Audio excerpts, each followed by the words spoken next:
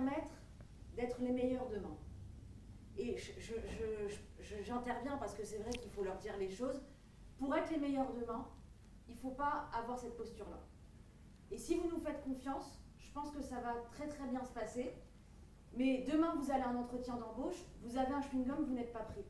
Vous allez à un entretien, un rendez-vous important, si vous avez ce comportement-là, on va prendre quelqu'un d'autre. Et donc tout ce qu'on leur dit là, c'est pour que demain, vous puissiez toucher les étoiles et réussir vos vies. C'est comme ça qu'il faut le prendre. Et j'ajoute, Vincent, j'ai bien conscience que si Amandine avait convié quelqu'un d'autre, ancien magistrat, avocat, que sais-je, il n'aurait pas du tout mon point de vue. Vous voyez, je ne me flatte pas d'être le seul à penser ça, mais je suis, j'espère, assez honnête pour dire que personne ne serait gêné, dans la plupart des gens que j'ai connus, notamment aux assises ou ailleurs, ne seraient gênés par vos attitudes. Donc, ayez la liberté que je vais avoir durant quelques minutes, elle me donne...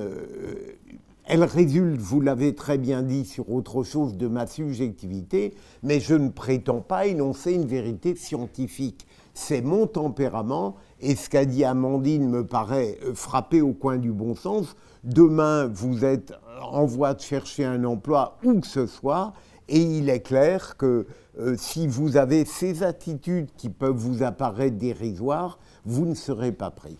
Mais pardon d'avoir commencé de cette manière très désagréable qui va, je l'ai dit tout à l'heure, radicalement dégrader mon image, mais ça n'a pas d'importance puisque la liberté doit aller de pair avec ce souci et cette... non, la masterclass, si vous le voulez bien, elle va se dérouler de manière très simple. Je vais en 5 minutes, 10 minutes, vous dire ce que j'ai fait et... après, je vous laisserai le soin de poser toutes les questions que vous voulez. Et les plus désagréables sont les plus agréables pour moi. Parce qu'elles permettent de s'appuyer sur une interrogation qui se veut discutable, parfois méchante, mais c'est pas grave. À partir du parcours que j'ai eu. Alors, je suis devenu magistrat en détestant le droit. Je n'ai jamais aimé le droit et pour vous dire la vérité, j'ai toujours eu la chance de pouvoir aborder la magistrature par le biais littéraire. J'ai loupé Normal Supplétre, la rue d'Ulm, et il fallait que j'aie un métier. Je ne voulais pas être professeur. Miraculeusement, j'ai réussi l'école de la magistrature en ayant une bonne note en culture générale, mais presque une note éliminatoire en droit civil. Et j'ai découvert un métier, la magistrature, absolument formidable, dans lequel je me suis réellement investi, et ma détestation du droit a été facilement compensée par le fait que j'ai eu, durant 40 ans, le bonheur d'avoir 2 justices de luxe, c'est-à-dire la liberté d'expression, et pendant 5 ans, et plus de 20 ans à la Cour d'assises de Paris comme avocat général. Et donc, au bout de 40 ans, j'ai quitté la magistrature, je voulais créer un institut de la parole, et je l'ai fait en 2011, 2012, et ça a été pour moi formidable parce que j'ai toujours détesté l'idée de retraite, et de fait, je ne l'ai pas depuis 2012. Et j'ai continué, au fond, la vie que j'avais avant, sauf, bien sûr, que je ne terminais pas mes interventions par des réclusions criminelles à perpétuité. Ça change beaucoup de choses. Et donc, il y a à la fois l'Institut de la parole, la vanité médiatique qui me permet de gagner ma vie, CNews, Sud Radio, et puis des conférences quand quelqu'un d'aimable me demande d'intervenir. Et donc, vous voyez, j'ai un ensemble de choses aujourd'hui, le judiciaire, la passion politique, et puis, évidemment, la liberté d'expression au sein des médias, comment il faut réagir, est-ce que... comment on peut parler, comment on peut communiquer, comment on peut transmettre, comment il faut se tenir. Alors, je vais tout de suite vous mettre à l'aise. Je me suis toujours qualifié, je dirais même pas de conservateur, mais de réactionnaire. J'entends par là que le fait, je n'ai pas un tempérament capable d'indifférence. Il y a des êtres qui peuvent l'être et c'est probablement une qualité. Moi, je n'y parviens pas. Donc déjà, je réagis. Deuxième élément, il me semble que le conservateur, en matière intellectuelle et politique, souhaite garder de toute manière le présent tel qu'il est. Et à partir du moment où il y a intérêt, où il y trouve des avantages, eh bien, il souhaite que la réalité reste la même. En ce qui me concerne, ma définition du réactionnaire, elle est un peu différente. C'est-à-dire que je considère que dans le passé, il y a des comportements individuels ou collectifs qui mériteraient d'être restaurés dans le présent si le pouvoir politique avait du courage, qu'il soit de droite ou de gauche. Donc, il y a notamment, pardon de revenir là-dessus, des règles de politesse, l'autorité, l'écoute, et comprenez bien que je vais essayer de démontrer que j'ai cette qualité d'écoute parce que je voudrais attirer votre attention sur le fait que enseigner la parole, c'est-à-dire une formation très singulière, rassurez-vous, je ne vous la demanderai pas durant le temps qu'on sera ensemble, elle consiste à apprendre aux gens à parler en même temps qu'ils élaborent leurs pensées. Imaginons que vous, on n'a plus le droit de dire mademoiselle, c'est ça le problème. Votre prénom, si vous... Ida. Linda. Eh bien, vous seriez, dans le cadre de ma formation, je vous demanderais de choisir un sujet, n'importe lequel, mais vraiment n'importe. Il peut être important comme l'équipe de France de foot, il peut être dérisoire comme l'affaire McKinsey, par exemple, je plaisante.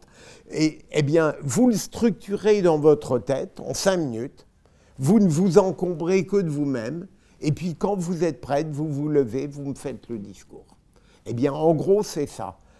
Apprendre à parler en même temps qu'on élabore sa pensée, ça veut dire évidemment que dans sa tête, il faut avoir une structuration très rigide, mais simplement on l'a fait comme ça, en comptant que sur soi. Et donc c'est cet institut de la parole qui m'a mobilisé, qui résulte d'une passion que j'ai toujours eue pour la parole d'autrui, pas seulement à la cour d'assises, mais depuis que je suis en âge de m'intéresser à la parole d'autrui. Et je viens à ce que je voulais vous dire, la parole exemplaire, elle n'est pas contradictoire avec l'écoute et avec le silence, c'est même l'inverse. Et il est évident que demain, quand vous ferez des interventions, des discours peut-être, vous comprendrez le rôle du silence dans une éloquence, puisque le silence permet d'attirer l'attention sur ce qu'on vient de dire et prépare l'auditeur à écouter ce que vous direz après. Alors voilà l'ensemble d'une vie. J'ai parfois fait des interventions où la définition de mon rôle était parcours d'une personnalité atypique. Quand on dit atypique, ça ne veut pas dire supérieur. Ça veut dire une personnalité qui a toujours essayé de dire ce qu'elle pensait. Et même dans le domaine judiciaire où la liberté n'est pas vraiment la qualité dominante, je crois être sincère, notamment dans les 2 justices de luxe que j'ai connues, en vous disant que je n'ai jamais, j'espère être vraiment lucide, que je n'ai jamais trahi la pensée que j'avais envie d'exprimer. Ça m'a créé quelques petits soucis disciplinaires en matière judiciaire, d'abord avec Rachida Dati, avec laquelle maintenant je suis au mieux, et deuxièmement avec un catastrophique garde des Sceaux qui s'appelait Michel Alliot-Marie. Et donc j'ai frôlé des procédures disciplinaires qui auraient été absurdes, injustes de mon point de vue, mais bon, donc vous voyez, j'espère avoir été à la hauteur de ce que je vous dis maintenant. Entendons-nous. je vais répondre à vos questions et il est évident que j'indiquerai la manière dont j'ai conçu ma vie intellectuelle, ma vie judiciaire, ma vie d'aujourd'hui. Mais j'appréhenderai ce que je vous dirai sur le mode de l'idéal. Je ne serai pas impudent au point de vous laisser croire que j'ai toujours été à la hauteur de mes aspirations. Mais j'ai tenté de l'être tout le temps, et en particulier, je finis là-dessus, après ce début un peu roide que je vous ai offert, j'espère que vous le prendrez non pas comme un signe d'hostilité, mais comme une marque de respect. Je n'ai jamais été dans le jeunisme ridicule. On est jeune, on peut être remarquable, on est jeune, on peut être médiocre. Et de mon point de vue, c'est clair, de la même manière qu'on peut avoir 50 ans, c'est pareil, et presque 80, c'est encore plus vrai.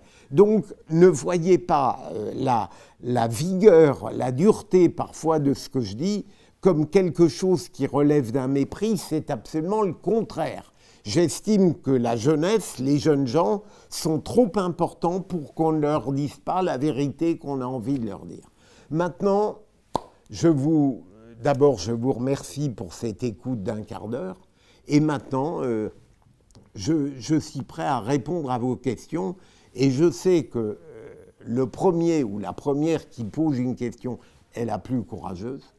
Et que la dernière est également la plus courageuse.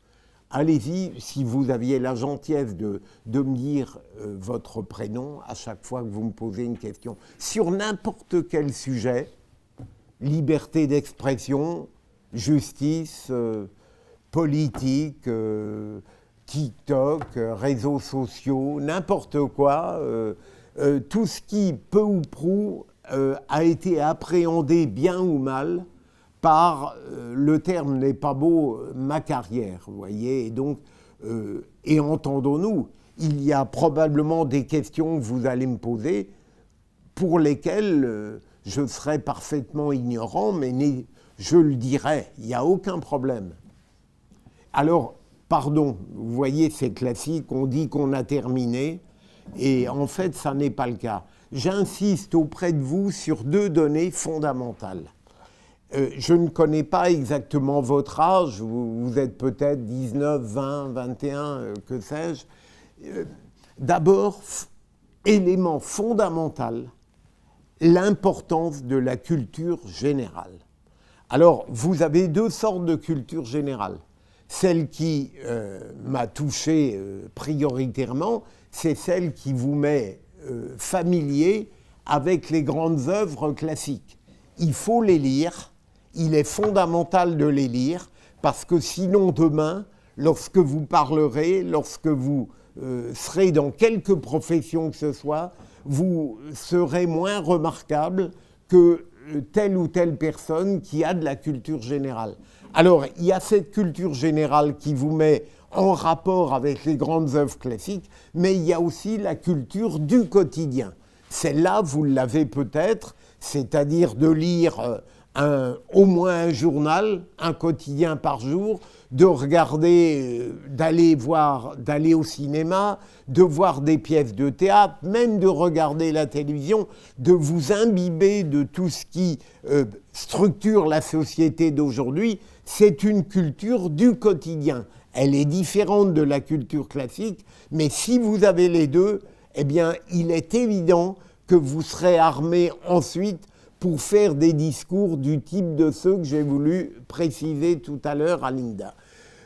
Deuxième élément, importance capitale du langage. On peut tout dire dans la vie, tout, absolument tout, dans la vie intellectuelle, dans la vie médiatique, même dans la vie familiale. On peut tout dire, même éventuellement avec brutalité, avec vigueur, avec dureté, à partir du moment où la forme qu'on utilise vous permet de faire passer le message. Prenons un exemple parfaitement vulgaire. Quand vous estimez qu'un tel ou une telle en face à vous a dit une absurdité, vous n'êtes pas obligé de dire brutalement « tu es un con ». Il y a 1000 manières de dire cette chose-là de manière moins offensante.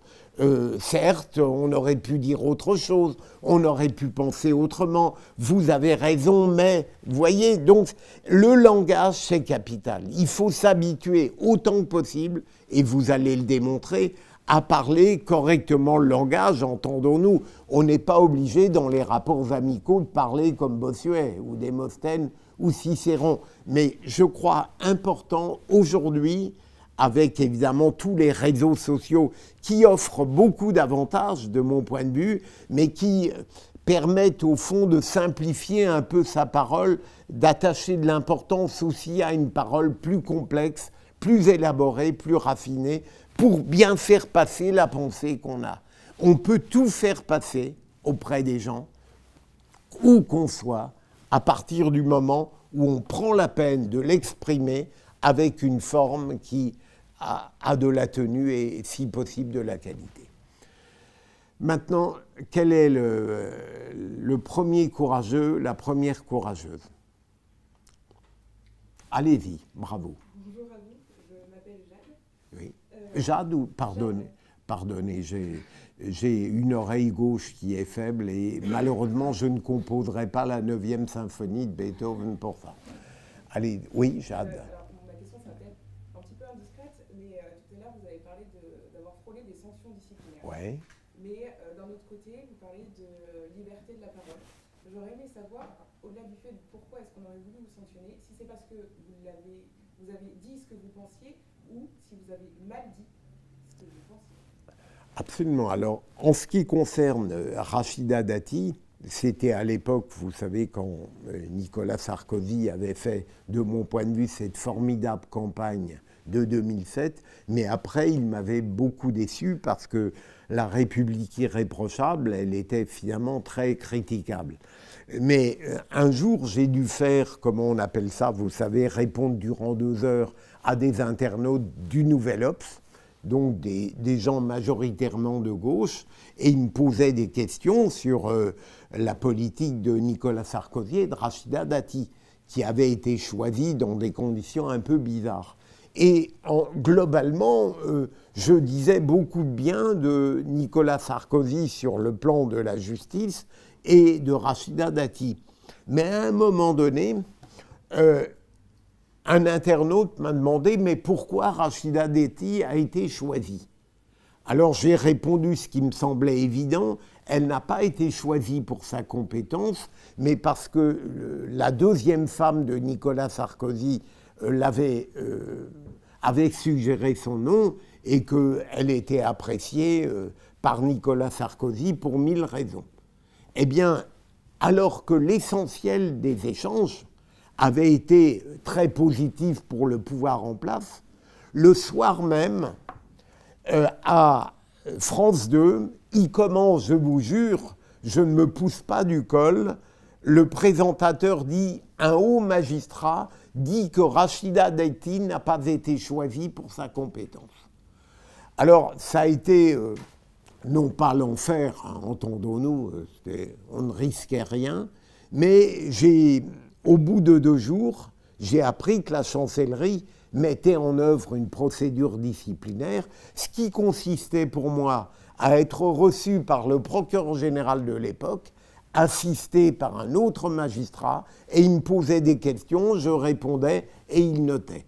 Et cette procédure a été classée sans suite au bout de 8 jours. Vous voyez donc, voilà, je n'ai pas regretté. Alors, entendons-nous, je n'ai jamais de ma vie intellectuelle, y compris sur Twitter, éprouvé le besoin de rétracter le lendemain ce que j'avais dit la veille. Je veux dire, c'est une mode aujourd'hui de politique à gauche ou à droite qui disent à peu près n'importe quoi aujourd'hui et qui croient s'exonérer en s'excusant le lendemain. La pensée libre doit accepter de dire ce qu'elle pense de telle manière qu'elle ne soit pas obligée de se rétracter le lendemain. Alors pour Alliot-Marie, c'était pire. Ça va, je me souviens, ça se rapportait à une émission où Zemmour avait été invité par, je crois que c'était Thierry Ardisson, et il était en compagnie d'un fonctionnaire de police, et Zemmour dit à un moment donné, mais les contrôles aux faciès, ça n'existe pas, et il est normal qu'on interpelle, je vais vite, hein, il l'a dit autrement, les Noirs ou les Maghrébins parce qu'ils se livrent au trafic de drogue. En gros, c'était ça. Pour être franc, je n'ai pas écouté l'ensemble de sa déclaration et je n'aurais pas approuvé l'idée qu'il n'y a pas de contrôle aux faciès, bien sûr. Mais en revanche, j'ai répondu à ceux qui disaient que sur le trafic de drogue, ça n'était pas vrai, qu'il suffisait de venir au tribunal de Paris ou à la cour d'appel de Paris et qu'on verrait qu'il y a en effet parmi les trafiquants des Maghrébins et des Noirs et des gens de couleur, et il y avait aussi des Blancs, hein, entendons-nous. Mais pendant quasiment une semaine, j'ai écrit ce billet sur mon blog, je n'entends parler de rien. Et tout à coup, c'est repris par l'AFP qui dit Bilger défend le contrôle aux faciès. Et alors, ça a été l'enfer pendant 24 heures. Il fallait que je répondais oui à toutes les sollicitations. J'essayais de m'expliquer. Et puis, j'ai eu droit à la mise en branle d'une seconde procédure disciplinaire de la part de cette garde des Sceaux catastrophique. Il n'y a pas que comme garde des Sceaux qu'elle a été catastrophique, Alliot-Marie, il faut être juste. Hein. Il y avait une sorte de parité dans la médiocrité. Et en réalité, j'ai été reçu dans les mêmes conditions par un autre procureur général qui offrait cette particularité. Il était très courageux, il était aveugle. Et il était toujours assisté par sa femme.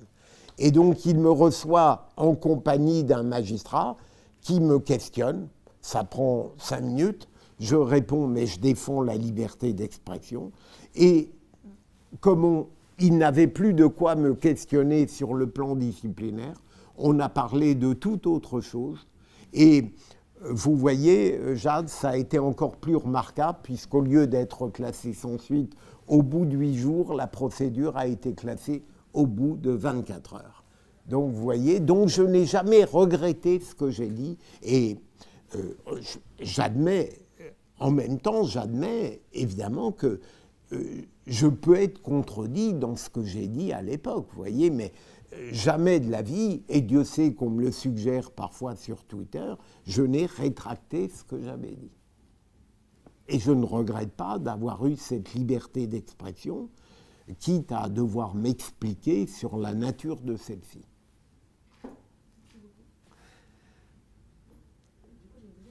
Ah ben allez-y, bien sûr. Parce qu'en fait, la façon dont vous l'exposez, ça donne l'impression ou qu'il voulait faire un exemple, ou à cet instant-là, en tout cas, il fallait répondre à l'opinion publique. Est-ce que c'est ce que vous vouliez faire sentir en répondant ou pas? Parce que moi, c'est la synthèse que j'en fais. Alors, sur la première procédure, pas du tout. Si vous voulez, je réponds à des internautes, je dis ce que je pense. Le garde des Sceaux, la garde des Sceaux s'est sentie un peu offensée quand j'ai dit qu'elle n'avait pas été choisie pour sa compétence, alors que pour moi, c'était une évidence, hein, puisque Nicolas Sarkozy l'avait vanté en disant « mais le reste des magistrats, ce sont des petits pois ». C'était pas très flatteur, mais enfin bref. Non, en revanche, pour Éric Zemmour, comme c'était une émission très suivie d'Ardisson, je ne sais plus son nom exactement, il est sûr qu'on en avait un peu parlé à cause de la provocation des propos de Zemmour.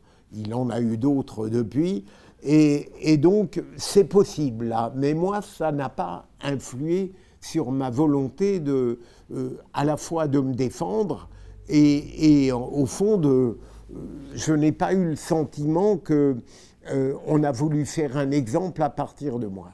Mais si on a le temps et si vous me posez des questions, j'admets bien volontiers, aussi bien dans ma vie judiciaire que dans la vie d'après, avoir commis parfois des maladresses, voyez, voire des erreurs. Je peux avoir des regrets, mais je n'ai jamais éprouvé ces états d'âme, ces états d'esprit de telle manière que j'ai éprouvé le besoin de m'excuser. Vous voyez, c'est très différent. Oui, allez-y. Ah ben les jeunes femmes dominent, bravo. Vous avez commencé en disant que vous n'appréciez pas le droit au début de... Je le déteste. Et pourquoi être parti dans le droit? Mais parce que il y a un moment donné, vous voyez, j'avais réussi une licence de lettres classiques et j'ai dit tout à l'heure que j'ai manqué complètement normal sup-lettres, mais en même temps, j'ai eu une culture générale qui m'a, comment dirais-je, servi au sein de la magistrature. Mais donc, quand je loupe normal sup-lettres, je fais propédeutique, et ma mère, qui a eu une influence décisive sur moi, dit « Mais Philippe, elle me voyait à la fois chirurgien parce que j'adorais manger les têtes de lapin et que je les désossais, et elle me voyait avocat aussi parce que je défendais toujours dans mon cercle familial tous les gens qui étaient attaqués. Et au fond, à un moment donné, je me suis dit, il fallait que j'aie un métier tout de même. Eh bien, je présente le concours de la magistrature. Et je savais que dedans, il y avait de la culture générale, il y avait des matières juridiques, et malheureusement, il y avait de l'anglais aussi. Et je l'ai dit tout à l'heure, j'ai réussi grâce à la culture générale. J'ai failli être éliminé à cause du droit civil. Et l'anglais, si vous m'écoutiez parler anglais, vous seriez stupéfié, mais j'ai frôlé presque la moyenne. Et donc, j'ai réussi l'écrit. Mais je ne connaissais pas mon classement. Et là, objectivement, durant 3 semaines, entre l'écrit et les oraux, j'ai énormément travaillé en me disant j'ai une chance. Et j'ai réussi comme ça. Mais je n'ai jamais aimé le droit. J'ai toujours aimé la littérature. Je veux dire par là que ces justices de luxe que j'évoquais, liberté d'expression et cour d'assises, j'ai pu les aborder par le biais littéraire. La cour d'assises, ça n'est pas le droit. Je pourrais le préciser si vous le souhaitez tout à l'heure. Et la liberté d'expression, encore moins, c'est du byzantinisme intellectuel. La liberté d'expression, ça m'a rappelé mes études d'Hippocagne et de Cagne, où on passait des heures, voire une semaine, sur un texte parfois tout petit. Mais c'est du byzantinisme intellectuel qui m'a passionné. Et donc, ça ne m'a jamais gêné, mais j'aurais été, par exemple, conduit à user du droit en permanence. Je crois que j'aurais tenté de faire autre chose ou demander un autre poste dans la magistrature. J'ai eu cette chance de pouvoir compenser cette détestation du droit par une sorte de culture générale large qui m'a permis de faire illusion durant 40 ans. Voilà. Oui, allez-y, monsieur. Bonjour, je m'appelle Adam. Adam. Oui, Adam. D'accord. Vous qui avez des années d'expérience dans ce domaine, est-ce que pouvez-vous nous dire, est-ce qu'il est fort probable qu'on peut se faire influencer par d'autres personnes plus haut placées que vous dans ce domaine, ou bien est-ce qu'il est fort probable qu'on puisse être corrompu, ou bien même vous faire une sollicitation pour essayer de vous corrompre ou influencer votre décision sur des affaires, etc. Mais merci pour cette question, Adam. Je crois,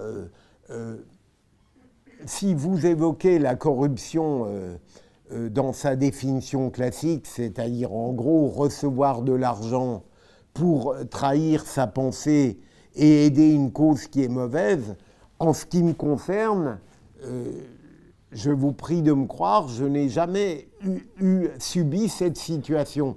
Il y a des magistrats qui ont été condamnés pour corruption, pas toujours d'ailleurs de manière odieuse.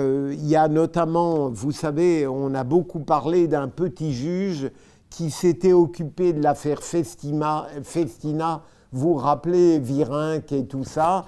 Et ce petit juge avait connu une célébrité à Valenciennes, si je ne me trompe pas, ou à Lille. Et il s'était retrouvé à Grenoble. Et il a divorcé. Il y a une sorte de dérive, de descente aux enfers. Il n'avait plus d'argent. Il a été en rapport dans des cafés avec des dentistes qui l'ont persuadé qu'il pouvait, grâce à obtenir des renseignements, et ça a été une corruption, et il a été condamné, vous voyez. Mais ça ne veut pas dire, Adam, que je n'ai pas risqué, moi, d'être victime d'une autre forme de corruption, une corruption intellectuelle, une corruption judiciaire. Le magistrat qui, dans sa pratique judiciaire, trahit sa pensée parce qu'il a peur de la hiérarchie, parce qu'il a peur d'être sanctionné, parce qu'au fond, il a un rapport très lâche avec la vérité, on peut presque dire que c'est une forme de corruption. L'indépendance, c'est d'abord quelque chose qu'on doit conquérir à partir de soi. Et donc, j'admets bien volontiers, j'espère vous avoir convaincu sur mon honnêteté personnelle, mais ce qui permet de l'être précisément dans tous les métiers d'autorité qu'on a, et juriste d'entreprise, vous serez soumis à ces tentations, c'est d'être très conscient des risques qu'on peut éprouver dans un métier qu'on a choisi. Et il me semble que dans la magistrature ou même au barreau, pour les avocats, on n'est pas assez conscient de ce que la vie professionnelle peut entraîner comme risque, comme tentation. Et à partir du moment où on en est conscient, eh bien, et qu'on a de la volonté, on peut espérer y échapper. Voilà. Oui, allez-y. Bonjour, je m'appelle Horus. Horus. Oui. Vous avez dit que vous avez une très grande culture littéraire en général. Et quelles sont ces grandes œuvres classiques que vous avez eu à lire pour forger votre culture personnelle? Alors, Horus, je ne crois pas avoir dit, mais ce ne serait pas dramatique, hein, que j'avais moi-même une grande culture. Ce qui est vrai, c'est que depuis mon plus jeune âge, j'ai été passionné, comme disait un grand auteur, la lecture se vice impuni, par la lecture, par le fait que j'ai perçu que la lecture, la passion de la lecture ne vous dispensait pas de vivre, hein, bien sûr, mais d'une certaine manière vous permettait de vivre de manière plus profonde, plus éclatante, plus rapide, par rapport à ceux qui, ne lisant pas, ne connaissent pas la position de tous les grands auteurs. On peut les commencer au XVe, XVIe siècle jusqu'au XXIe siècle. Dedans, je mets, vous voyez, Montaigne, je mets Rabelais, je mets toutes les tragédies classiques, Corneille, Racine, Molière, qui est évidemment un génie absolu. Je mets les très beaux styles de Voltaire, de Montesquieu, de Rousseau, et je mets la grande littérature romanesque du XIXe, Flaubert, Zola et d'autres, Maupassant. Et puis on arrive au XXe, là vous avez évidemment une série de grands auteurs, et à l'heure actuelle, vous ne serez peut-être pas d'accord avec moi, je n'ai pas été fanatique d'Annie Ernaux, elle a eu le prix Nobel, pourquoi pas. J'aurais préféré que ce soit Michel Houellebecq, mais bon, je ne suis pas l'Académie Nobel qui a tendance à privilégier les pensées dites progressistes. Mais vous voyez, il faut... faites-vous, Horus, une sorte de, comment dirais-je, de planning très strict. Vous le faites presque mécaniquement. On connaît les grands auteurs qui ont forgé l'esprit universel et vous lisez. Et puis, comme je l'ai dit tout à l'heure, à côté de cela, vous avez la culture du quotidien, lire les journaux, les hebdomadaires, éventuellement lire les histoires des idées politiques, c'est très passionnant à lire, des histoires de la littérature. Vous voyez, ne pas laisser son esprit en jachère, en friche. Et à partir de là, vous pourrez espérer devenir un professionnel demain tout à fait remarquable. Parce que j'insiste sur quelque chose que vous ne percevez peut-être pas nettement aujourd'hui.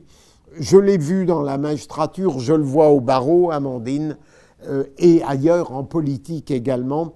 Les plus grands professionnels, les personnalités les plus exemplaires sont remarquables, moins par la maîtrise technique qu'elles ont dans la voie qu'elles ont choisie que par des apports extérieurs. Il y a eu d'immenses grands avocats. Malheureusement, j'avais un ami très cher qui est mort. Sans doute la plus belle langue du barreau français, c'était Thierry Lévy. Il avait un caractère épouvantable, mais s'il était remarquable, c'était moins la langue qu'il utilisait était magnifique, mais c'était par toute cette culture qu'il irriguait. Et je pourrais en citer d'autres, Amandine Léconnet, Henri Leclerc et d'autres comme cela. C'est par l'extérieur qu'on fait venir en soi, qu'on devient très remarquable, paradoxalement, dans la passion professionnelle qu'on a choisie. Ça n'est pas du tout contradictoire avec l'excellence technique qui est imposée, mais c'est quelque chose qui... il y a une très belle phrase de Charles Péguy, je la cite un peu de mémoire, il dit « Dans n'importe quel métier, ce qu'il faut savoir faire, c'est pratiquer le métier et en même temps théoriser sur lui, c'est-à-dire le pratiquer et penser, réfléchir sur lui, en permanence. Et je crois que c'est très riche, c'est très porteur de faire ça. On travaille, on est dans un domaine, on a une passion professionnelle et en même temps, on ne cesse pas de se scruter pour être capable de faire la théorie de sa pratique, pour s'améliorer, pour se corriger, pour progresser.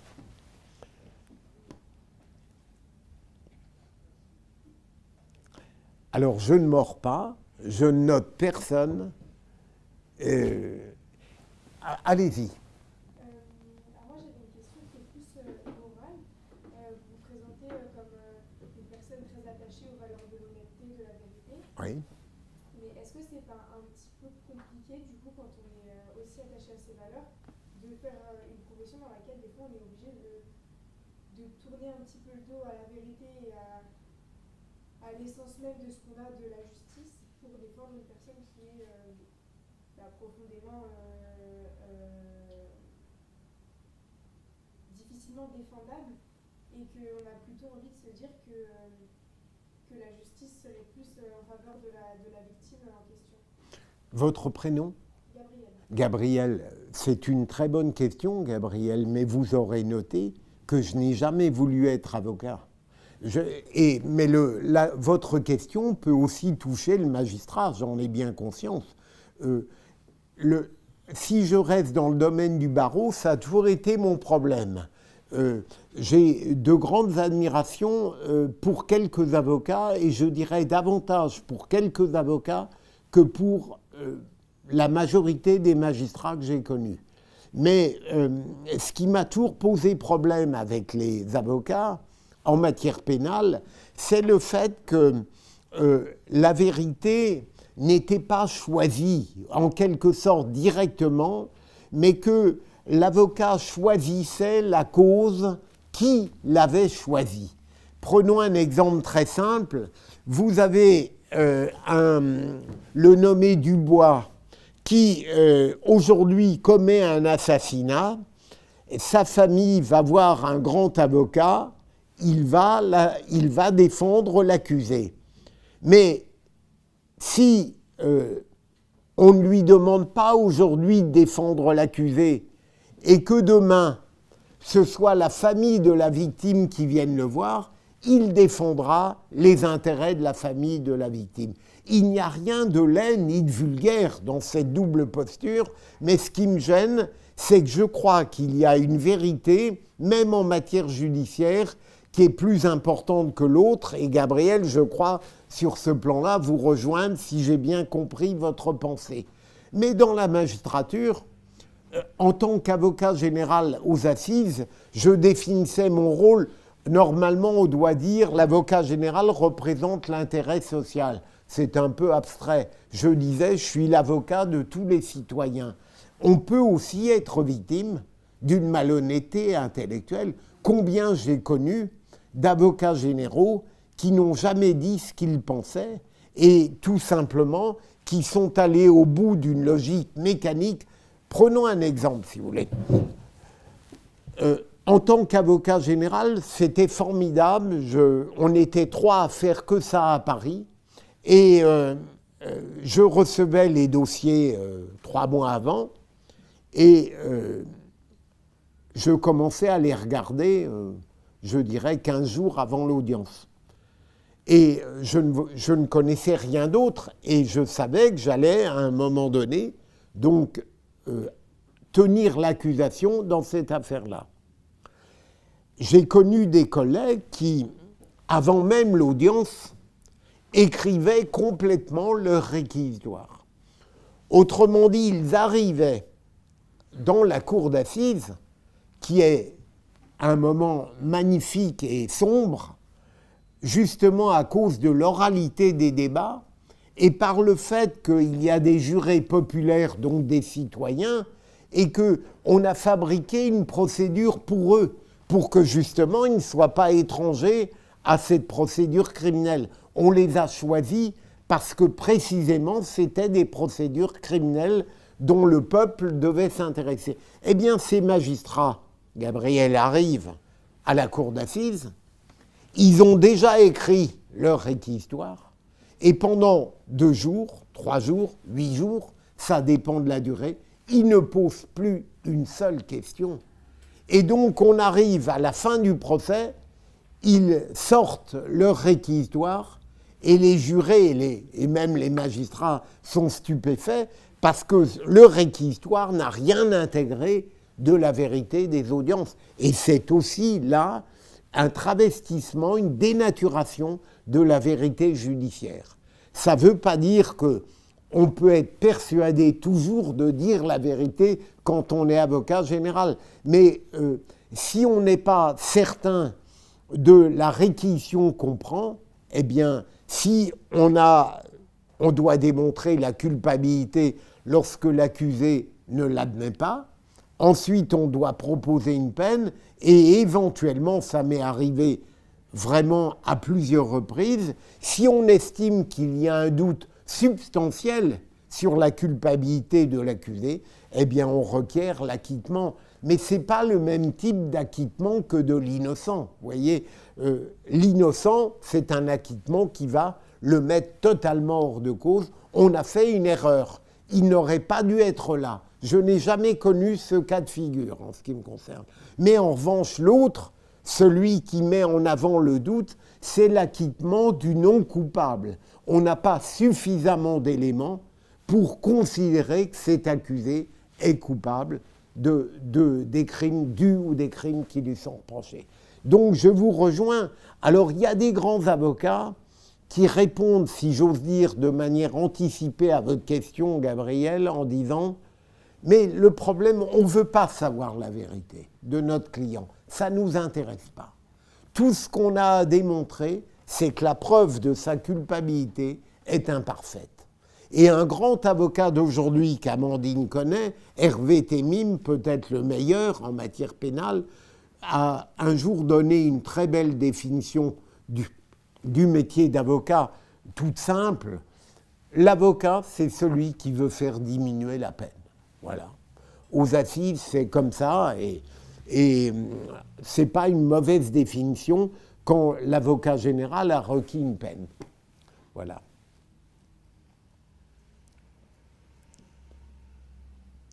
Allez-y. Bonjour, je m'appelle Kevin.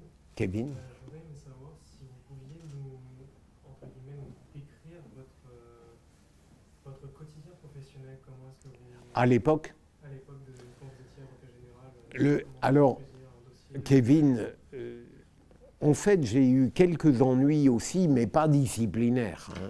On a refusé de me donner, par exemple, l'affaire Colonna, 3e procès Colonna, parce que j'avais des plus. En fait, votre question, j'ai toujours, comment dirais-je, pratiqué mon métier d'avocat général comme si c'était une activité libérale. Je veux dire par là que, je l'ai dit tout à l'heure en réponse à une question, je ne faisais que ça. Vous voyez, durant plus de 20 ans, je pouvais travailler mes dossiers où je voulais. Quand j'avais envie d'aller aux Bahamas, je pouvais tout à fait embarquer un dossier et le voir là-bas. Ce qui comptait, c'est que je sois présent le premier jour du mois suivant, durant 15 jours, et que je tienne l'accusation. Et donc, j'ai abusé sans doute, parce que j'aimais bien cette liberté, j'en profitais pour écrire des livres. Vous voyez, j'avais créé un blog, j'ai fait des conférences durant les 15 jours où j'étais libre. Mais je donnais l'impression, pardon pour l'expression, de glandouiller. Mais en fait, quand j'arrivais à l'audience, je connaissais mes dossiers avec cette petite distinction, Kevin, que le président de la cour d'assises, il doit connaître à la perfection le dossier. Et malheureusement, ça n'est plus le cas. Aujourd'hui, vous n'avez plus de président de cour d'assises qui sont capables. J'en ai connu une, même une affaire qui dure 15 jours, le dossier reste fermé sur le bureau et elle regarde le visage levé, elle pose des questions aux témoins, aux experts, elle parle à l'accusé, elle n'ouvre jamais le dossier parce qu'elle le connaît à la perfection. Alors que l'avocat général, il doit le connaître, bien sûr, mais il faut toujours qu'il y ait une petite marge, de mon point de vue, entre la connaissance absolue et la connaissance, je dirais, majoritaire, pour que lui-même s'habitue à la liberté qu'il a. Et donc, quand j'arrivais à la cour d'assises, mon premier sentiment, Kevin, et ça a été une grande différence avec tous les collègues, c'était pas l'envie de faire condamner. Quand j'arrivais, je regardais et c'était la curiosité.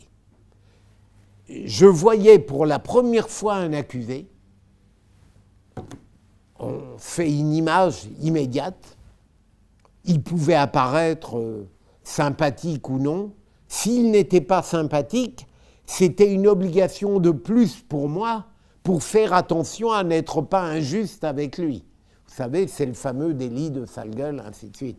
Et donc, mais la curiosité après, elle me permettait d'entrer dans le vif du débat de telle manière que, ou bien l'accusé reconnaissait les faits, et dans ce cas-là, le rôle de l'avocat général est simple, il doit mettre sur la table judiciaire tout ce qui, à charge ou à décharge, va permettre au juré d'élaborer la peine.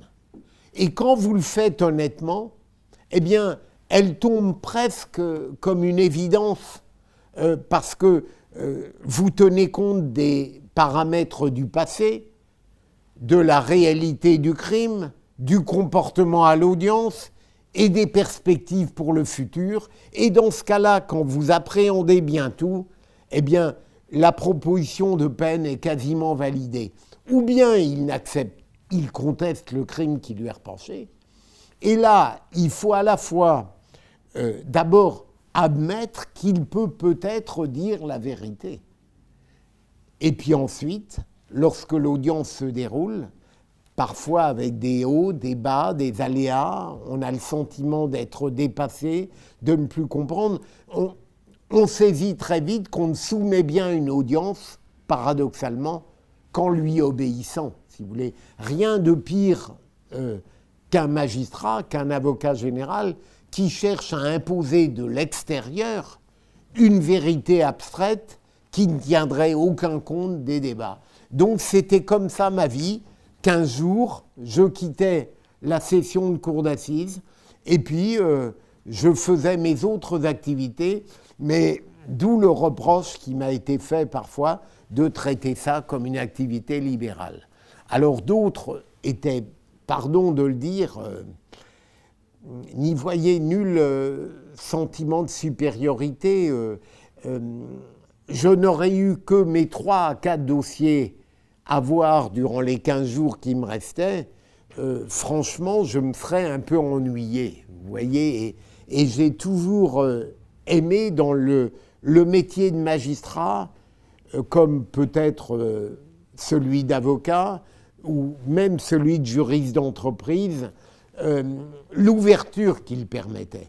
Le métier de magistrat, et aujourd'hui, il est évident que si on me questionnait comme à l'époque, je dirais « devenez magistrat », il offre cette grande particularité de permettre une multitude de fonctions au sein de la magistrature, et puis surtout, il permet d'avoir énormément d'autres activités à côté de la justice elle-même. Les livres, les conférences, que sais-je encore. Vous voyez, pour moi, c'était capital. Je ne me serais pas vu uniquement dans le cercle étroit d'une vie judiciaire aussi passionnante qu'elle soit.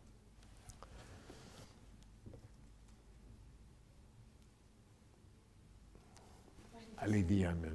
Est-ce qu'il y a une affaire qui vous a marqué plus qu'une autre parmi toutes celles sur lesquelles vous avez... Alors, le paradoxe, c'est que la plupart des affaires, évidemment criminelles, on les mène contre un accusé. Je veux dire, lorsqu'il a reconnu le crime, il s'agit de défendre la société contre une éventuelle réitération. Mais j'ai connu quelques rares procès, j'exclus des procès passionnants que j'ai eus, mais qui étaient couverts par le huis clos, des crimes intrafamiliaux qui pouvaient être très passionnants, mais évidemment, on était très peu nombreux et avec une émotion, une intensité qui était terrifiante parfois. Et puis, il y a les autres procès, j'en ai connu 2, 3, où le procès n'est pas mené contre l'accusé, mais avec lui, d'une certaine manière. J'ai connu, alors par exemple, le procès de François Besse, le lieutenant de Mérine, qui a été un procès, en effet, de mon point de vue, fait avec lui. J'ai connu une affaire épouvantable, le gang des barbares, là c'était l'horreur, le premier procès, mais il y a une femme, une sociologue, qui s'était enfuie, qui est restée plus de 20 ans au Mexique. Elle s'est mariée, elle a eu un enfant, et on avait créé un service de police qui permettait d'interpeller les gens avant qu'il y ait la prescription de la peine. Et à 2 jours près, elle a été interpellée et elle a été transférée à Paris. Et à un moment donné, elle a demandé sa mise en liberté, je l'ai acceptée, elle a été accordée, et le procès a été formidable, parce qu'on avait une femme qui, avec une ancienneté des faits absolue, avait d'une certaine manière démontré, avant même le procès, qu'elle avait accompli la réinsertion qu'elle souhaitait, puisque c'était une de ces humanitaires gauchistes très intéressante, et elle avait été un exemple là-bas dans le pays où elle était. Et donc, évidemment, j'ai tenu compte de cette circonstance très particulière que cette femme était tout à fait sincère, puisqu'elle avait réalisé, avant d'être jugée, la rédemption qu'en général on vous promet pour la suite. Et donc, c'est des procès très particuliers où on a le bonheur de n'être pas animé par une hostilité forte, mais où, au contraire, on est dans une sorte de complicité où des accusés, et le point commun, c'est évidemment que ces accusés ont une parfaite maîtrise du langage. Madame de Staël disait « la parole n'était pas son langage ». C'est vrai que pour beaucoup d'accusés, le problème, c'est, je dirais, la médiocrité, mais sans nuance péjorative du langage, qui parfois leur faisait transmettre des messages aux antipodes de ce qu'ils voulaient dire. Alors que là, avec François Besse, Hélène Castel et tel ou tel, le langage était si bien maîtrisé que c'était presque un régal intellectuel de les questionner et que je n'étais pas loin de penser que la présence du président était parfaitement inutile. J'aurais souhaité continuer le dialogue bien au-delà des assises. Oui, allez-y. Bonjour, mon nom c'est Athanas. J'aimerais vous poser une question. Quand vous étiez magistrat, avez-vous tendance à juger selon les cas par cas, en prenant en compte les écrits, ou selon votre perception du cas, en liaison avec vos idéaux? Écoutez, pour moi, Athanas, si j'ai bien saisi votre question, la justice, ça n'est pas une justice pour l'exemple. Et donc ça veut dire que j'ai toujours attaché une grande importance à l'appréhension du singulier qu'est le crime. On voit un accusé dans le box, il se voit reprocher un ou plusieurs crimes. Ça n'est pas quelqu'un dont je vais décider d'emblée, avant même de savoir s'il est coupable, qu'il va falloir lui infliger la peine maximale. Pour moi, c'est un mélange très subtil entre la gravité des crimes qui ont été commis et cette personnalité singulière qui est dans le box et qui peut-être a déjà un passé judiciaire, entendons-nous. Mais donc, si je réponds à votre question, ça n'est mes idéaux. Quand j'arrive en tant qu'avocat général, mon idéal, c'est de n'être pas trop infirme, inférieur à l'idéal de justice que je porte en moi. Et malheureusement, je l'ai dit au début de notre échange, il y a des moments où je n'ai pas été à la hauteur de ce que j'aurais voulu être. On a parfois, on veut s'élever dans le ciel et on a les pieds dans la boue. Vous voyez, j'en ai bien conscience. Mais j'ai essayé tout de même, pendant plus de 20 ans, de tenter d'être un peu à la hauteur de tout cela. Mais c'est du singulier, Athanas, c'est rien de plus. C'est pas des procès politiques, c'est désastreux la justice pour l'exemple. Oui, allez-y. Ah, pardon, après ce sera. Allez-y. Bonjour, je m'appelle Serena. Serena, comme la grande championne. J'aimerais savoir, selon vous, quelle comparaison feriez-vous entre la justice avant et la justice maintenant? Qu'est-ce qui est mieux, qu'est-ce qui est moins bien? Et aussi, personnellement, qu'est-ce que vous pensez qu'on peut améliorer dans notre système judiciaire? Alors, Serena, moi, comment vous dire? J'ai toujours été dans le domaine technique, dans la vie judiciaire, à la fois, et n'y voyez pas l'ombre d'une vanité, incontestable techniquement et dissident tout de même. Parce que j'avais un sale caractère, que j'ai toujours détesté le collectif, et que la grande famille judiciaire ne m'a jamais emballé. Et donc j'étais là parfois comme un étranger. Et donc j'ai toujours eu dans la tête l'idée que ça n'était pas les structures, les lois qui créaient la valeur, même si bien sûr il faut les respecter en tant que magistrat, mais que c'était le surgissement d'une personnalité la plus libre possible qui permettait d'avoir une pratique judiciaire digne de ce nom. Vous voyez, donc, alors ensuite, comme citoyen, même quand j'étais magistrat, je pouvais réfléchir à des améliorations sur la réalité judiciaire. Je n'ai jamais été tendre avec les gardes des Sceaux que j'ai eus, et je disais ce que je pensais. J'étais beaucoup invité dans les médias, même quand j'étais magistrat, pas seulement à cause des livres, mais parce que ça n'était pas le poste que j'occupais qui faisait qu'on m'invitait. C'était qu'ils avaient la certitude qu'avec moi, ils auraient une réponse libre, alors qu'elle soit juste ou non. Mais vous voyez, c'était ça. Et le fait, avec les gardes des Sceaux ou autres, et donc ça a été au fond, à la réflexion, en arrivant maintenant à un âge très très crépusculaire, j'ai toujours été très partisan d'une justice pénale moins méprisante à l'égard du peuple. Vous voyez, j'aurais voulu qu'on satisfasse davantage les attentes, les espérances des citoyens. Parfois, ils ne comprennent rien au parcours judiciaire, à l'hermétisme judiciaire. De la part de beaucoup de magistrats, pour ne pas parler des avocats, il y a une forme de condescendance, voire de mépris à l'égard du citoyen qui, pourtant, se penchant sur la justice, s'occupe de ce qu'il regarde.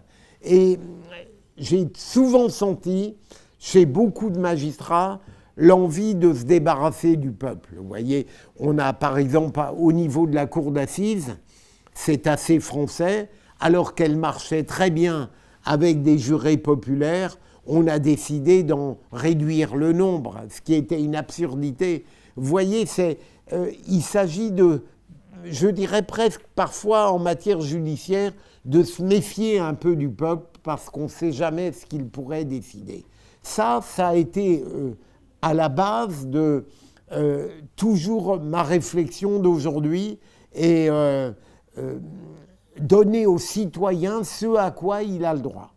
Alors, soit comme justiciable, soit comme prévenu, soit comme accusé, soit comme victime, ou soit comme citoyen qui réfléchit sur la réalité judiciaire. Rien de pire que la condescendance ou le mépris. Ah, allez-y. Vous avez répondu partiellement, mais tout à l'heure, en parlant de personnalisation de la peine proposée, vous avez mentionné des émotions. Alors, de ce que j'ai compris, elles ont quand même toute leur place dans un procès, même si, de façon très pragmatique, elles ne devraient peut-être pas. Je pense que les émotions sont très mauvaises conseillères. Mais vous, est-ce qu'elles ont parfois influencé vos réquisitions? Et idéalement, est-ce que vous pensez qu'elles ont, du coup, leur place ou pas dans vos procès? Alors Jade, je pense qu'elles ont leur place si l'intelligence s'y trouve aussi, et la raison. Moi, j'ai été très souvent agacé par les larmes des présidents, des jurés. Mais en même temps, je les comprenais. Il y a eu des moments objectivement pathétiques. On ne va pas les reprendre, j'en ai connu certains, des lettres finales, enfin bref. Et ça m'agaçait parce que j'étais un peu sujet à votre analyse en disant « mais ces larmes sont de trop ». Mais en même temps, à partir du moment où la raison, l'analyse, l'argumentation demeurait dans l'espace et coexistait avec l'émotion, et que dans le moment de l'argumentation, j'essayais de dire l'émotion ne doit pas être exclue, mais évidemment, elle doit venir irriguer une rationalité, la preuve que je cherchais à produire, l'argumentation qui tentait de démontrer que l'accusé était coupable, ou même parfois, pour aboutir, je l'ai dit tout à l'heure, à des réquisitions d'acquittement si la preuve de la culpabilité n'était pas suffisante. Donc l'émotion, d'ailleurs dans la vie, hein, c'est quelque chose de très riche. Je trouve que c'est bien que ça irrigue les personnalités. On n'est pas obligé d'avoir l'émotion ostentatoire, hein, c'est-à-dire de pleurer, de pleurer, de pleurer. Mais je trouve qu'il serait dommage, dans tous les espaces intellectuels, et notamment judiciaires, de s'en défier à partir du moment, j'insiste là-dessus, où on est capable de ne pas en faire le seul critère d'évaluation de la réalité. Oui, oui, Vincent. Ah non, c'est pratique, vous voyez. Donc vous me créditez de quelque chose, c'est adorable. C'est ça.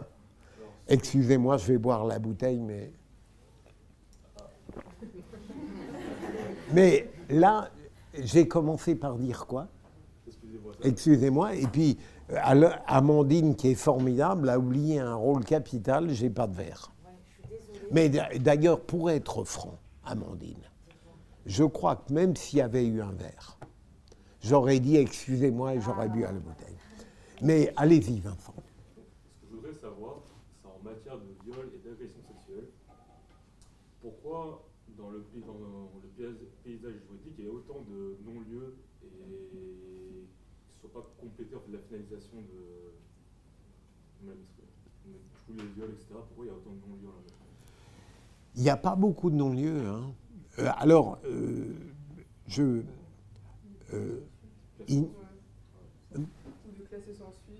oui, mais il n'y en a pas beaucoup. Hein. Lorsque moi j'ai connu des affaires criminelles de viol aux assises, les peines étaient très lourdes. Au début, en tout cas, elles étaient très lourdes. Et ensuite, il y a eu Outreau, qui a complètement traumatisé les magistrats et où les peines sont devenues moins lourdes, voire il y a eu en effet des acquittements. Alors, ce qui est vrai, Vincent, c'est que il est parfois très difficile au niveau de l'enquête d'établir que tel ou tel doit passer aux assises plutôt qu'en correctionnel, dans le meilleur des cas, ou bien est-ce qu'on a suffisamment la preuve de la qualité de victime de celle qui se plaint. Je veux dire par là que, et malheureusement les phénomènes MeToo le démontrent, j'attache la plus grande importance au discours, aux plaintes des femmes aujourd'hui, mais ce qui me choque, c'est que ça n'est pas parce qu'une femme, une jeune femme, dénonce des agissements ou délictuels ou criminels qu'elle a forcément raison. J'entends par là que on en est presque arrivé au point aujourd'hui où on est considéré, je dis exprès le terme très vulgaire, comme un salaud, si on discute la validité de la dénonciation de la plaignante, alors qu'il est essentiel de savoir si la dénonciation qui a été faite est sincère, valide, et si on peut faire fond sur elle pour renvoyer le mis en cause aux assises ou au moins au correctionnel. Alors, il y a des situations, je ne veux pas vous parler de personnes célèbres, vous les connaissez aussi bien que moi. D'abord, il y a un grand progrès par rapport aux préoccupations que vous avez, Vincent. Aujourd'hui, je dirais même qu'on pourrait craindre qu'on ne soit plus assez attentif à l'administration de la preuve et que tout homme, la majorité c'est tout de même ça, visé par une plainte, aujourd'hui est considéré comme forcément coupable parce qu'encore une fois, on ne questionne pas la validité de la plainte. Deuxième élément, on a encore eu, il y a 2 jours, je crois, un acquittement par une cour d'assises dans des conditions qui, moi, m'ont scandalisé parce que elles m'ont rappelé une affaire que j'avais, qui m'avait, alors là, Jade, vraiment perturbé sur le plan de l'émotion. Nous avions une jeune handicapée qui avait été violée, mais évidemment, comme le disait l'accusé, elle n'avait pas de geste de refus d'opposition. Et lui, trop heureux de cette aubaine, évidemment, ne s'est jamais interrogé sur le point de savoir si cet apparent consentement n'était pas en réalité une, entre guillemets, une saloperie absolue qu'il accomplissait. Alors, récemment, ça a été longtemps l'argumentation des avocats avant Outreau, je l'ai entendu mais à plus soif, et ça recommence maintenant en disant « mais il ne pouvait pas savoir qu'elle n'était pas consentante ». Alors, l'argument n'est pas complètement faux, Je veux dire, essayons de nous imaginer les uns et les autres dans une circonstance où une jeune femme, je pense, pour ne rien vous cacher, là en l'occurrence à PPDA, qui est un ami mal embarqué, hein, tout de même dans toutes ses affaires, mais il a reçu un jour une femme assez connue qui a écrit un livre d'ailleurs, qui a longtemps été avec cet écrivain qui est beaucoup lu, qui s'appelle Emmanuel Carrère, et elle va voir PPDA, elle est toute jeune à l'époque, elle a 23 ans. Et bon, il se passe ce que vous devinez, et elle dit elle-même, avant d'écrire un livre où elle dit qu'elle a été victime de viol, je regrette d'avoir été passive. Alors, c'est une question que je vous pose, hein. Ça m'intéresse de connaître vos réponses. Est-ce que l'homme, essayons d'imaginer que ça n'est pas PPDA qui a fait une série de... peut être considéré comme de mauvaise foi à partir du moment où on ne lui manifeste pas de manière ostensible l'opposition qu'on veut lui manifester. Oui, allez-y, Horus. Ah, tiens, après, je vous promets, ce sera à vous. Moi, je pense que ça fait partie du jeu de séduction un peu, et qu'une femme dise non, mais en fait, quand elle dit non de manière catégorique, ça se sent aussi. Vous le sentez? Oui, au début, moi je pense, j'ai l'intime conviction que ça part d'un jeu de séduction. Après, quand le non est catégorique, ça se voit, ça se sent. C'est ma position. Alors, Horus, en l'occurrence, je crois qu'elle avait été le voir dans un cadre professionnel, et évidemment, c'est l'éternel problème. Elle l'a dit après, si j'avais résisté, j'aurais craint de subir un grave préjudice professionnel. C'est comme Weinstein et compagnie, hein. Mais allez-y. Vous avez la même opinion? Hein? Ah bon, allez-y. Voilà. Voilà. Donc, dans le jeu de séduction, malheureusement, il y a toujours quelqu'un qui va dire, enfin, il y a toujours un homme qui peut dire, elle me disait non, mais pour moi, c'était dans un jeu de séduction. Il peut toujours y avoir ce point de vue-là de la part de la personne accusée. Dans le même sens, il peut aussi avoir le point de vue de on est face à un homme plus fort, on est une femme, un homme, on va dire, allez, entre 80 et 90 kilos, une femme fait 60 kilos à peu près. Enfin, face à un homme, quelle chance elle a? Honnêtement, face à un danger, c'est comme ça pour tous les êtres humains, on a tendance à un peu se figer, à avoir peur, à ne pas savoir comment réagir Et à se bloquer. Donc automatiquement, on n'arrive même pas comme vous avez dit, elle regrette d'avoir eu cette attitude passive. Mais une attitude passive, est-ce qu'à ce moment-là, elle était maître de son attitude? Je ne pense pas. Oui, mais alors, j'ai l'impression que votre point de vue n'est pas tout à fait le même, parce que j'aimerais savoir, alors, qu'est-ce qui permet de distinguer le jeu de séduction qui égare l'homme qui se facilite la tâche en se disant il y aura un consentement au bout, et puis de ce que vous dites, qu'au fond, l'emprise, on abuse de la notion d'emprise aussi. Oui, je vous promets. Il y aura un consentement au bout, non, c'est pas dit. Enfin, à partir du moment où c'est non, il faut prendre ça comme un non, il faut s'arrêter et pas forcer. Après, si la personne relance derrière un jeu de séduction, c'est que la personne, effectivement, était dans un jeu de séduction. Mais il ne faut pas forcer à partir du moment où la personne en face dit non. Si elle dit non, c'est que voilà, il faut mettre un terme à ça. Et puis si après la personne revient vers la personne en montrant une intention réelle, alors à ce moment-là... Il n'y a pas des non qui sont un peu des oui? Personnellement, non, je pense. Enfin, mais dans... Non, mais non, justement. Alors, moi, je suis... si j'étais avocat général, je soutiendrais votre point de vue dans beaucoup d'affaires.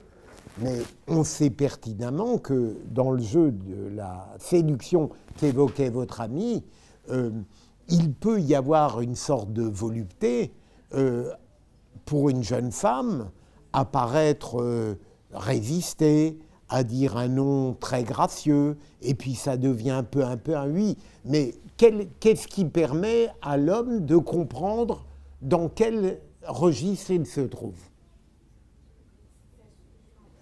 C'est surtout, excusez-moi, parfois il n'y a pas de non strict, certain. Enfin, dans le dossier que vous venez de nous citer, est-ce qu'elle dit avoir dit non, je ne veux pas?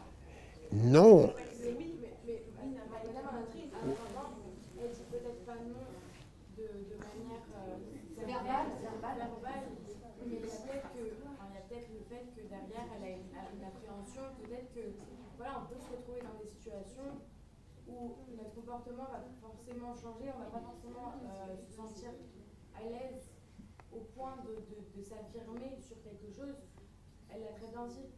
Je pense qu'on a tous des réactions différentes. On met 5 femmes dans la même situation face au même homme.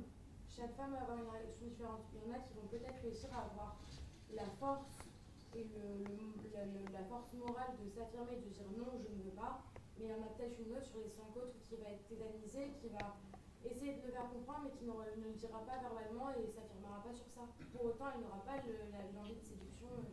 Alors, une règle aussi, 2 paroles. Vous voyez, vous avez dit quelque chose de tout à fait intéressant, mais pensez que lorsque vous faites une réponse, il faut que votre regard s'attache à tout le monde.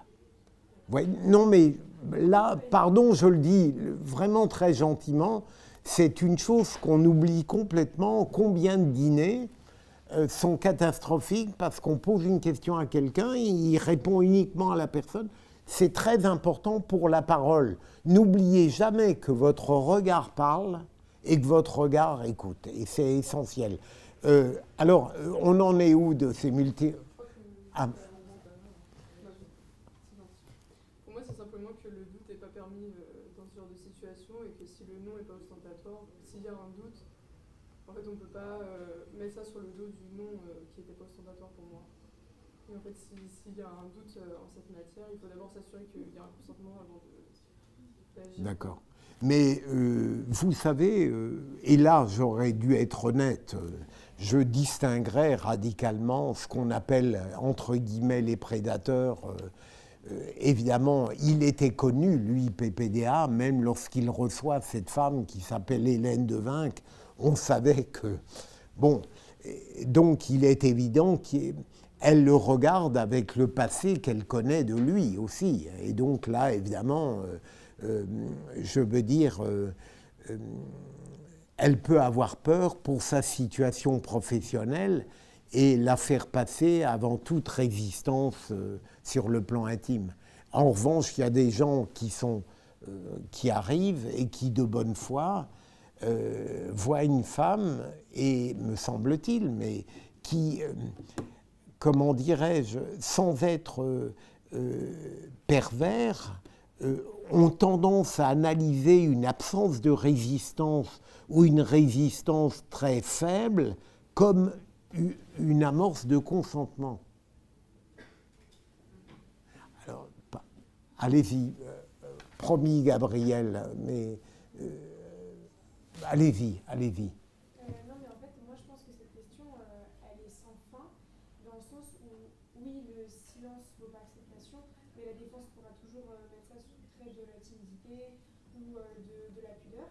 Moi je pense que c'est là justement que le principe de personnalisation de la peine réside, parce que c'est la situation et le contexte tout autour de l'accusation qui va mener à la vérité et à se douter du consentement ou de l'absence de consentement. Mais on ne peut pas ériger un principe général sur les atteintes sexuelles, quelles qu'elles soient, étant donné que, comme chaque personne est unique, chaque agression est unique, et c'est qu'en regardant vraiment la relation, par exemple, entre les deux personnes, s'il y avait une légitime question de si elles avaient déjà une relation qui était assez proche, ou que la vie privée de l'une était complètement ignorée de l'autre personne, forcément on va pas aborder ça de la même façon. Mais pour moi, ce débat-là, on ne pourra jamais trouver de réalité qui soit assez générale pour poser une loi précise, par exemple. Absolument. Allez. Moi, c'est juste pour rebondir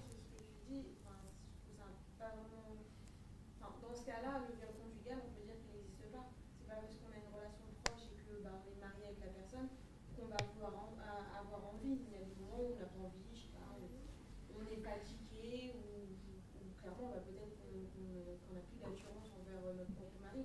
Mais dans ce cas-là, le viol peut exister. Il peut y avoir un non, et puis finalement la chose se passe, mais ça ne veut pas dire qu'elle est consentante. Loin de là.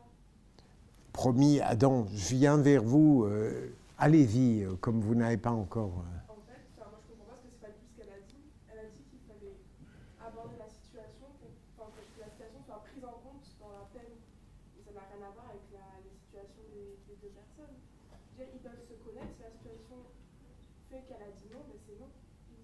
Oui, mais elle a parlé aussi de la relation entre les personnes. Mais c'est un exemple de bien que vous l'observez. Promis, Adam, on va... Allez-y, Jade, allez. Alors, je voulais rebondir sur ce que tu disais sur le viol conjugal. Là où je mettrais de nuance, c'est quand même que quand on parle de violence intrafamiliale, il y a quand même une intimité entre les époux qu'il n'y a pas entre deux personnes qui ne se connaissent pas. Mais malgré tout, dans la situation que vous avez évoquée, au-delà de l'attitude passive et le non qui sont deux choses différentes, parce que dans un cas, il y a quand même l'expression d'une absence de consentement, dans l'autre, l'auteur présumé n'est pas censé savoir que la personne ne veut pas. Et au-delà de ça, vous avez dit tout à l'heure qu'elle y va en connaissant le passé du coup de VPDR. Ouais. Donc on peut partir du principe que si elle connaissait son passé, elle connaissait son penchant, elle savait qu'elle allait prendre un risque, d'où l'attitude passive qui consisterait à ce que ce soit un... C'est un peu tordu, mais je ne sais pas... À ce que ce soit quoi? Vous voyez ce que je veux dire? Elle connaît Oui. son passé, elle sait ce qu'elle risque. Elle sait qu'il y a un risque. Elle sait qu'il y a un risque. Oui. Elle y va en connaissant le risque. D'autant plus qu'elle reste passive. Elle ne dit pas non. Donc elle y va plus ou moins en connaissance de cause. Qu'est-ce qui nous dit que dans ces cas-là, elle ne s'était pas déjà préparée psychologiquement simplement à recevoir ce fait-là? Sans pour autant dire non, je ne veux pas, puisqu'elle le savait. J'aimerais vous poser une question, mais très délicate. Il y a une affaire dont on a beaucoup parlé, qui concerne un acteur que j'aime beaucoup. Cet acteur a une relation sexuelle avec sa maîtresse. Et au cours de la même soirée, il décide de la prendre autrement. Je ne rentre pas dans les détails. Et elle s'oppose à cela. Et elle dépose plainte pour viol. Qu'est-ce que vous en pensez? C'est légitime? Oui. Moi, je trouve ça légitime parce qu'elle a donné son consentement pour la première partie de l'acte, mais pour ce qui suit après, non.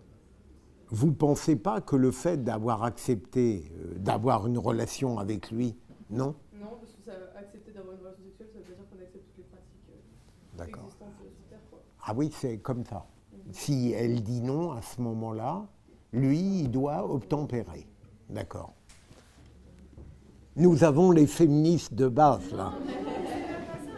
Oui, pardon. Non, mais vous avez raison. Quand c'est un rapport qui est consenti, d'un moment, un rapport, ça se fait à deux. Donc les deux personnes doivent se mettre d'accord sur ce qui est possible et ce qui n'est pas possible pendant l'acte. L'homme est d'accord pour faire certaines choses, la femme ne l'est pas. D'un moment, il faut respecter les deux côtés, parce que si l'homme de son côté ne veut pas faire certaines choses, il ne le fera pas. C'est un contrat. Voilà, il faut respecter les envies des uns et des autres quand on fait ce genre de choses, parce que c'est vraiment quelque chose de très intime et c'est la base un peu des relations. Je connais, et Adam, je pense à vous, hein, rassurez-vous. Je connais une femme qui avait l'intention de lancer, je vous jure que c'est vrai, une appli où à chaque fois qu'un couple a l'intention de conclure, comme dirait Michel Blanc dans Les Bronzés, eh bien, il signerait en quelque sorte une convention en disant, voilà, je suis d'accord, on ne force pas mon consentement, je veux bien coucher avec lui, quoi. Mais je me permets, Philippe, il y a un livre de Karine Thuil que vous connaissez peut-être, oui, qui est très bon. Qui est très bon et qui porte sur ce sujet-là. Oui. Et c'est toute la question du consentement, et à la fin du bouquin, donc on Oui. apporte Il est bien meilleur que l'autre, celui qui a suivi. Le consentement, c'est très bon. Ah ouais, c'est bien. Mais je crois que même qu'il y a une pièce de théâtre qui joue en ce moment. Ah bon, ça, je ne l'ai pas vu. J'ai lu le bouquin, mais j'ai moins aimé le truc sur la juge, là. Ah oui, c'est vrai, moi j'ai Ouais. bien aimé, ouais. Et alors, Excusez-moi, Philippe, pardon. pour vous dire, procurez-vous ce bouquin, Le consentement, Ouais, qui est très parce bon. que justement, ça interroge sur toutes ces questions et Ah ben, c'est très intéressant. puisqu'Amandine dit ça, si un jour vous avez du temps pour voir un vieux film, il y a un film formidable d'Otto Preminger qui s'appelle Autopsie d'un meurtre, avec une actrice qui est un peu oubliée aujourd'hui, qui s'appelle Lee Remick. Je pense à vous, promis, mais Adam, allez-y. En fait, c'est une observation de tous ces débats-là. Le nom, tout se repose sur la passivité de la réaction de la femme. Par exemple, le non. Elle peut dire un non désirable. Genre, excusez-moi, l'intonation ou bien Ah oui, c'est ça. Non, arrête. Ça peut forger dans l'esprit de l'homme qu'elle est d'accord, mais qu'elle va céder. Mais elle n'est pas juste obligée de faire savoir là maintenant tout de suite. Mais si elle dit non, arrête et tout, si elle agit de cette façon, si elle a cette tonalité-là, ça paraît très clair. Et si elle paraît très sévère comme ça paraît qu'elle n'est pas du tout consentante. Et si là par exemple, si je suis le défenseur, je peux interroger la femme et la cuisiner à la barre et lui demander de quelle façon il a réagi ou t'as dit non.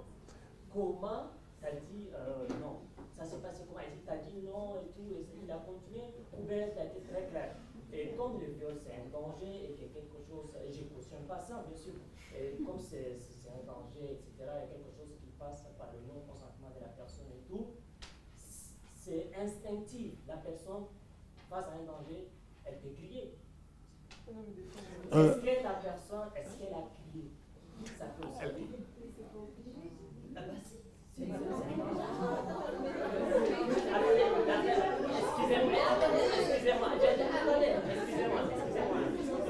J'ai fini.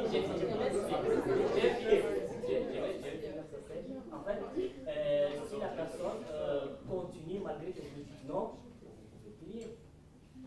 Adam.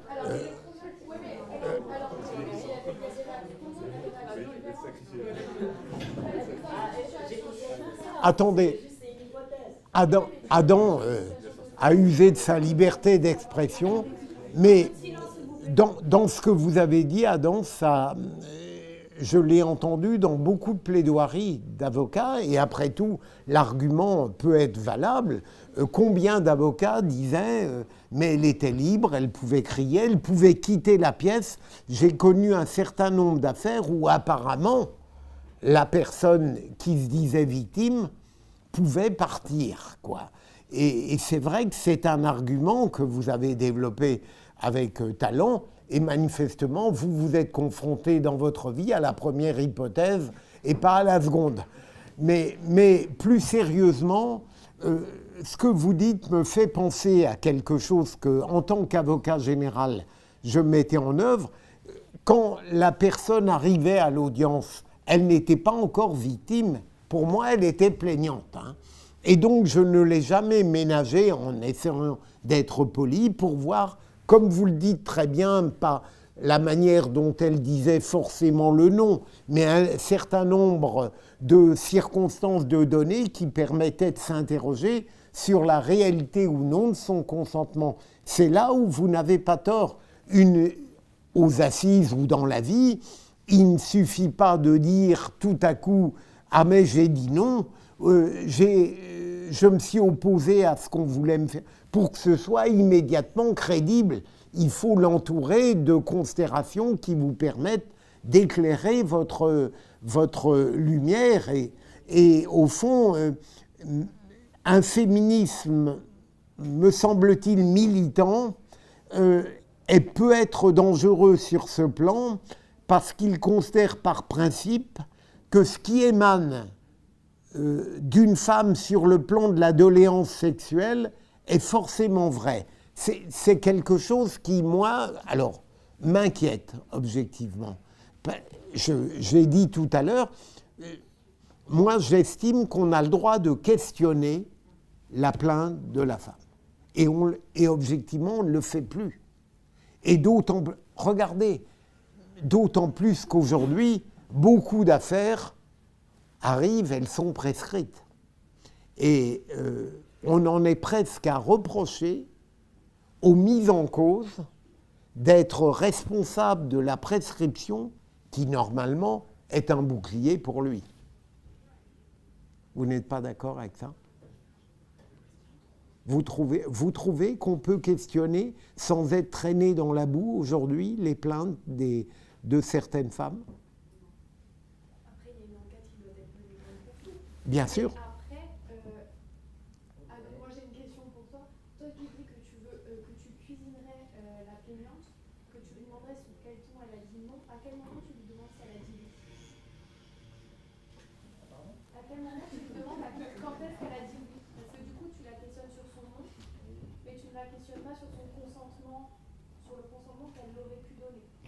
En fait, ça fait se voir d'une manière en fait très claire, et de la manière dont elle a répondu.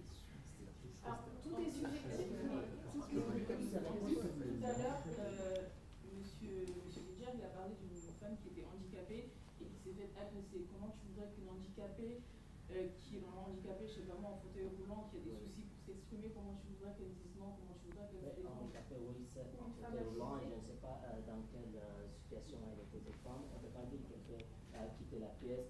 Elle peut débattre. En fait, les experts scientifiques, dans les cas de viol, relèvent des empreintes en fait sur les ongles. Est-ce qu'elle s'est débattue? Est-ce qu'elle s'est en fait s'arrêter uniquement sur les noms et sur les prononciations? Tu as déjà vu quelqu'un se faire agresser dans la rue. Est-ce que tu crois forcément la personne qui répond? La personne a peur, la personne est... Non, et je ne cautionne pas ça. Je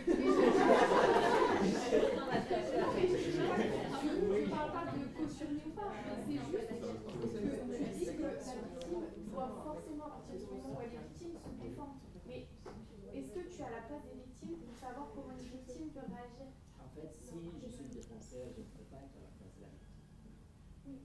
Mais non, parce que Si je veux d'envisager la possibilité de soigner l'intérêt du client. C'est l'autre côté. Mais le problème, c'est que toi, tu il dis faut aussi qu'en prendre en compte la situation en cours, parce qu'on ne peut pas se dire qu'on se met à la place de la victime, oui, c'est vrai. Non, mais il faut aussi tenir en compte qu'on fait un jugement. Non, mais se mettre à la place de la victime dans le sens où tu peux te dire que la victime peut être tétanisée. Tu comprends sa peine, son sentiment, son Non, égarement. mais pas dans ce sens-là. Se dire que la victime, sur le moment, elle peut être tétanisée et ne pas réagir. Oui, mais le jugement n'aura pas lieu sur le moment. Il y aura un moment qui sera En fait, on ne fait pas une équipe.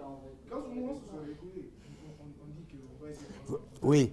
Revenez un peu par là. Vous considérez qu'elle est victime, vous, forcément? Non, pas forcément. Ah bon? C'est bien de le préciser. Non, mais pas forcément. Mais... Vous avez répondu à Adam, dont le raisonnement n'est pas si foireux que ça, hein, mine de rien. Mais Non, pardon, hein, c'est pas du tout méprisant. Je ne dis pas qu'il ne doit pas y avoir Oui. d'enquête. Ce que je dis, c'est que la victime n'est pas obligée de réagir d'une certaine façon pour que le viol soit prouvé. Vous avez C'est-à-dire raison. que la victime aura forcément de l'ADN sous les ongles, que la victime Bien aura sûr. forcément crié. Oui, mais d'où le problème, c'est que vous avez parfois une contradiction seulement entre deux paroles. Et ça, c'est un gros souci. Et vous pouvez parfois vous déterminer sur des modalités qui apparemment laissent apparaître le début d'un consentement rien que dans la manière dont la soirée s'est organisée. Alors j'ai bien conscience que ça ne veut pas dire parce qu'on va dans une chambre avec un jeune homme que forcément on veut coucher avec lui, entendons-nous bien, mais que peut-être chez certains jeunes gens un peu simples, il y a l'idée qu'on accepte des circonstances. Prenons Weinstein. Vous considérez que ces actrices qui, connaissant le passé de cet homme, allaient à minuit dans sa chambre d'hôtel, n'étaient pas d'une certaine manière coupables de ce qu'elles allaient dénoncer par la suite, et d'ailleurs qu'elles ne dénonçaient pas puisqu'il leur donnait de l'argent. Qu'est-ce que vous en pensez, vous qui êtes pleine de mesure et d'équilibre? Il y a aussi la sphère du travail. Vous pensez pas à ça? Oui, mais d'accord. Mais alors, ça veut dire que vous estimez que dans la sphère du travail, on a à être insincère. Non, ce que je veux dire, c'est qu'il y a toute une manipulation derrière. On va dire qu'il y a dans chaque situation, il y a des risques. Et en gros, moi, je pense que là, il faut aussi prendre en compte dans cette affaire-là le fait que qu'elle était actrice, qu'elle travaillait pour ce monsieur, et que justement, peut-être qu'il y avait aussi la crainte derrière de perdre son travail. Sûrement. De plus avoir d'autres contrats, d'avoir une réputation totalement détruite. Mais Ça ne veut pas dire que tout était consentant. C'est-à-dire qu'on peut très bien aller dans un endroit, après partir et se rendre compte que non, ce qui s'est passé, je n'en avais pas envie. Mais ça, justement, excusez-moi, je me permets, moi j'ai défendu des personnes qui étaient accusées de viol, et en fait, alors après c'est très personnel, mais ce que vous venez de me dire, je l'ai beaucoup ressenti dans les dossiers, c'est-à-dire des femmes qui vont jusqu'au bout, et après elles se disent, finalement, j'en avais pas si envie que ça. Mais excusez-moi, pour moi le viol c'est pas ça. Pour moi le viol c'est, je ne veux pas, je dis non, et malgré ça, je subis ce que je subis. Mais je trouve qu'il y a une différence entre subir cet acte, ne pas être consentante, et être consentante à l'acte, et le lendemain se dire finalement c'était pas super et j'aurais pas voulu le faire. et avec le danger de la notion d'emprise qui permet aujourd'hui de justifier tout et n'importe quoi. Ce que je vous propose, dans la mesure où vous êtes passionné par le sujet, c'est écouter les interventions de chacun et puis vous intervenez au fur et à mesure. Allez-y, Vincent. Spécifiquement à l'affaire Weinstein. Oui. Mais le consentement, pour moi, il y a un souci, même si on est par rapport, c'était des actrices qui avaient, voilà. Pour moi, il y a un souci parce que je comparais ça finalement à une forme d'autorité de Weinstein par rapport à celle-ci. Absolument. Il avait un pouvoir décisionnel sur leur futur en tant que, voilà. Et donc à partir de là, pour moi, on ne peut pas parler de consentement, d'un consentement pur, puisque voilà, ça sera fondamentalement vicié. Mais elle pouvait dire non. Elle pouvait dire non, mais si on dit non, dans ce cas-là, elles savent que leur carrière en tant qu'actrice est finie à long terme. Ça s'est avéré puisqu'il y a eu... Oui. Donc vous les comprenez. Donc sur ce point-là, je comprends qu'on dise que le consentement est vicié. Allez-y, pardon. Juste au fur et à mesure des débats, sur quel point on met le curseur du consentement, que ce soit dans les situations professionnelles, ou que ce soit, je veux dire par là, quand on parle de Weinstein, elle connaissait son passif, et donc même s'il y a la peur de se faire détruire sa carrière, ce n'était pas le seul à pouvoir leur offrir une carrière. Il avait un gros pouvoir. Il avait un gros pouvoir. Mais pourquoi continuer, même en connaissant le bonhomme, on va dire, pourquoi continuer à travailler avec lui et pas s'orienter vers d'autres personnes? Ce que je veux dire par là, c'est pas une différence. Non. Faites attention, hein. Ne tombez pas comme Adam dans une sorte de suspicion générale. Ce que je veux dire par là, c'est que, de manière générale, sur quel point est-ce qu'on met le curseur pour définir le consentement, s'il avait été donné, ou alors si c'était un refus passif. Ouais. Ça, c'est très compliqué. Allez-y. Moi, du moment où il y a non, c'est non. Oui, non, mais là, Ah oui, mais... Il peut y avoir un baiser, à partir de là, si on veut que ça s'arrête, ça s'arrête. Et voilà. Ça ne veut pas dire que ce bisou peut entraîner quelque chose, ça ne veut pas dire que venir dans une chambre doit entraîner quelque chose, ça ne veut pas dire que du moment où tu peux dire oui et t'arrêter au milieu, ça doit s'arrêter. D'accord. Ah bon. Mais... Ouais. Vraiment ostentatoire, je veux dire par là, ostentatoire, que ce soit juste un petit refus ou un... Je pense que ça va pas physiquement. Voilà, c'est ça. Tu vois, si la personne est consentante ou pas, si elle a peur de toi, si elle... Oui, je suis d'accord qu'instinctivement, voilà. Tu dois le sentir, cette personne n'a pas envie ou tu fuis. Mais si par contre, quelqu'un qui Attendez, est-ce que vous considérez que la femme, l'actrice qui allait voir Weinstein à minuit dans sa chambre, elle était il ne pouvait pas penser, même s'il n'avait pas été un cochon habituel. Hein. Est-ce que, imaginons un Weinstein irréprochable. Il demande à une femme de monter chez lui à minuit. Est-ce que, à votre avis, cet homme ne peut pas penser qu'elle est prête à tout? C'est son patron, elle fait ce qu'elle lui demande, après lui, ça lui donne pas le droit de coucher avec elle si elle en a pas envie. Si elle a dit oui, aucun souci. Les circonstances, la chambre, l'heure, ça n'a pas d'importance. Attendez, écoutez écoutez, allez-y. Dans ce cas-là, la notion de contrainte psychologique rentre quand même en compte. S'il y a une obligation de contrainte physique, quand même, je sais que là je me contredis par rapport à tout à l'heure, mais elle reste passive, elle va avoir quelqu'un qui a un certain pouvoir, qui va avoir un pouvoir sur sa vie future, sur sa carrière, sur ses revenus, pour éventuellement sa famille. Psychologiquement, ça reste une contrainte. On ne peut pas dire qu'il n'y a pas de contrainte, sachant qu'il était plus ou moins omnipotent dans ce domaine. Adam, je sais que vous avez toujours envie de vous faire houspiller, mais ce qu'a dit Jeanne me fait penser à quelque chose de très important. À un moment donné, vous avez dit « je sais que je me contredis ». Mais en réalité, c'est une qualité que vous devez tous avoir. On ne sait plus penser contre soi-même.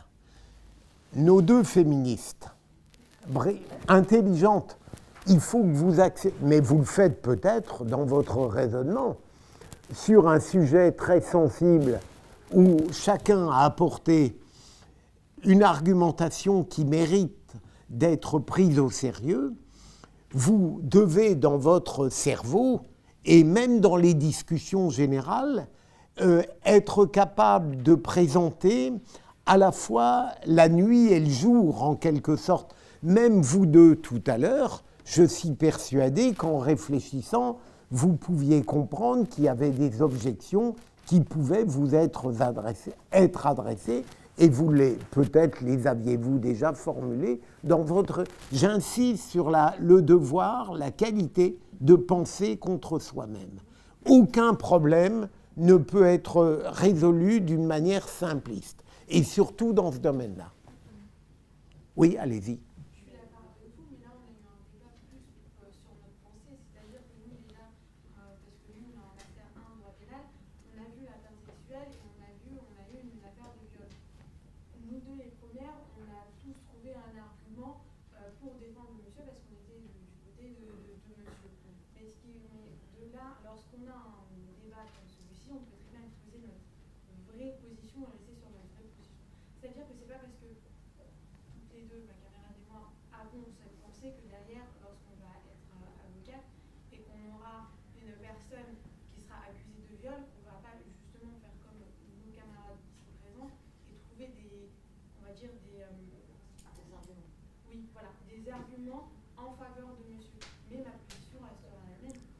Oui, mais justement, c'est ça qui me déplaît dans le métier d'avocat.